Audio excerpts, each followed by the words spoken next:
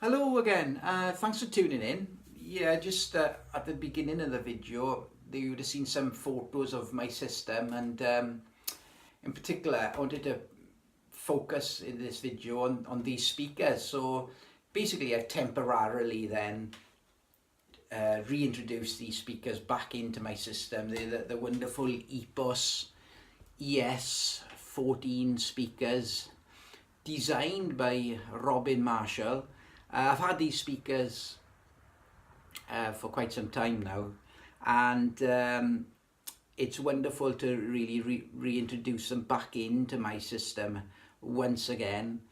They produce such a wonderful mid-range sound, and I'll speak about that in a bit. I've got them on their dedicated stands, and I think that really makes a big difference to the overall performance and presentation that these speakers produce.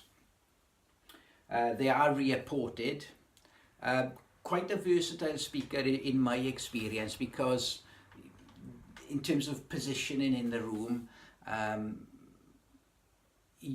got that sort of flexibility then whether to have, because there's a bung that comes with the speakers, although when I had these speakers they didn't come with a bung, so I've had to make some makeshift bungs which seem to work well with the speaker. So I can either put the bung in the port or remove the bung from the port, dependent on speaker position, dependent on my preference, but putting the bung in the port makes a big change to the overall characteristics. I mean, at the what I tend to use them is with the bungs out.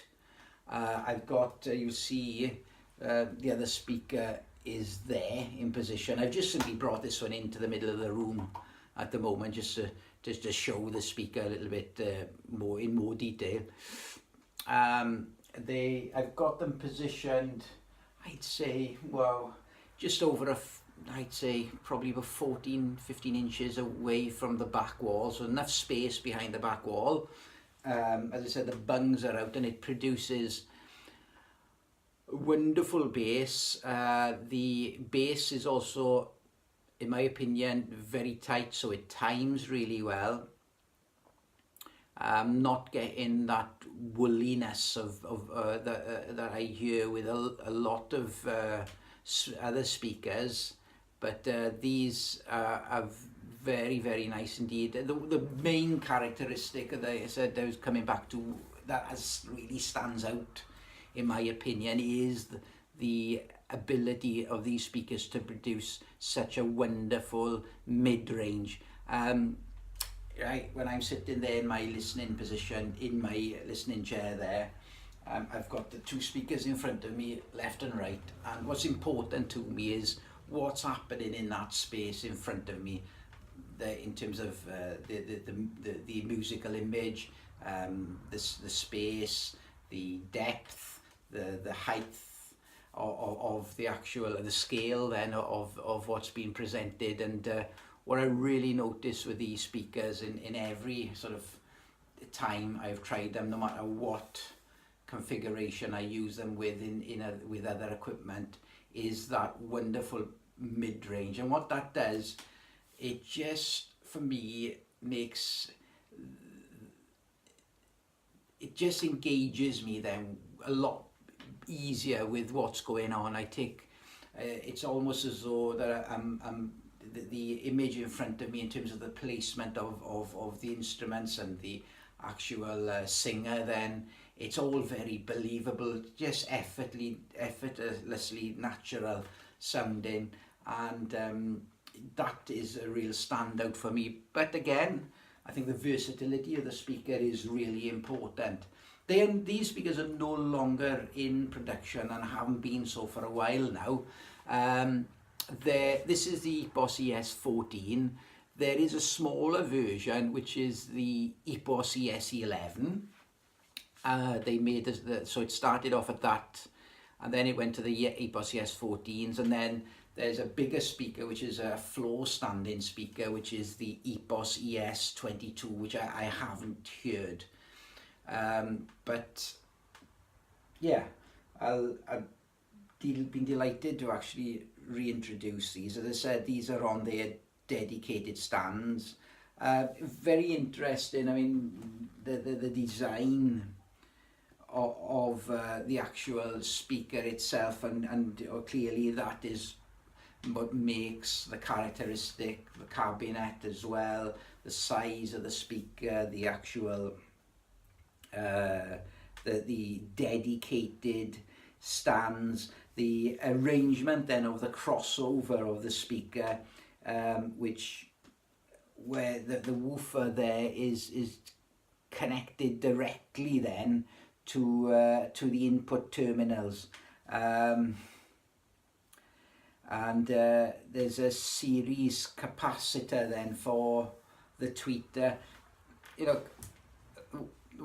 in my opinion, and I've had these for a while, and I've heard lots of speakers and lots of systems, and I've kind of used these then as a benchmark in terms of the mid-range, because that for me, this is such the quality or that it produces in terms of the mid-range performance is something that a lot of speakers find very, very difficult to beat. And yeah, this certainly for me has been one of the best audio components I've ever had in my system, and I'm delighted really to get them reintroduced yet again.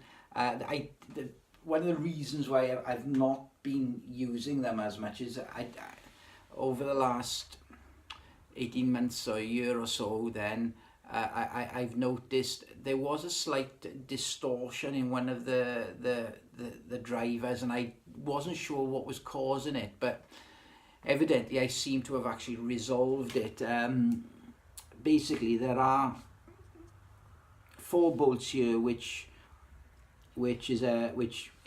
basically hold a plate, and by removing the 4 bolts, I simply took the speaker out. Now the magnet for these speakers are very, very heavy, and I just had a look and to see if there was anything obvious causing a problem.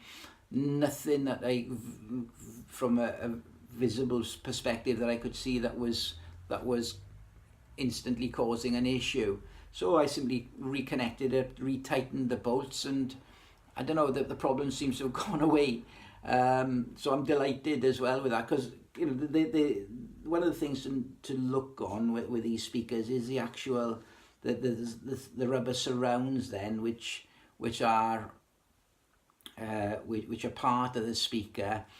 With a lot of older speakers, you'll see these sort of rubber surrounds sort of split or kind of very dry looking and very brittle, and really speaking, when music is played through them, they distort badly. So it's one of the things to really look out for. I've seen these speakers on various sites, but you know, to be had anything up to £400, and some are a lot cheaper than that. It appear to be in good condition as well.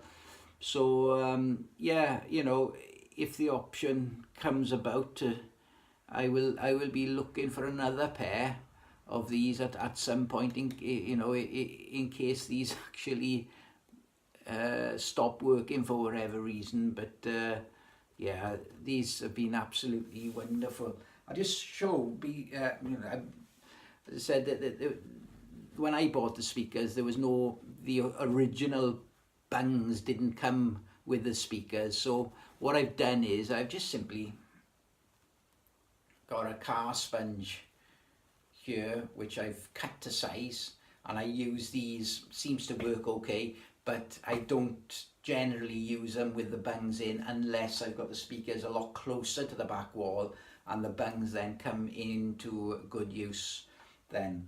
But I'm not sure. I think potentially maybe what was causing the issue with the only slight distortion I was hearing I just give an example, Radiohead Kid A album, a Portishead album that I was using, that there was really sort of like quite deep, almost sub-bass sounding really, that the speakers, drivers were, on the speaker was slightly distorting, but I think it simply probably needed the bolt sort of tightening, not over tight, just securing, re-securing into the actual cabinet and so forth. But delighted it's something as simple as that seemed to have actually resolved the issue for me. Yeah, so I just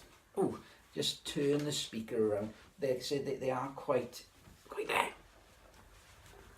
a heavy speaker. There you see the port at the back, the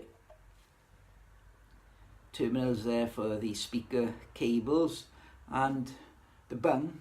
Simply put it in when I want to, when it's needed really. So that's it basically. I just thought I'd do a video just to show. I've been playing quite a bit of music as well.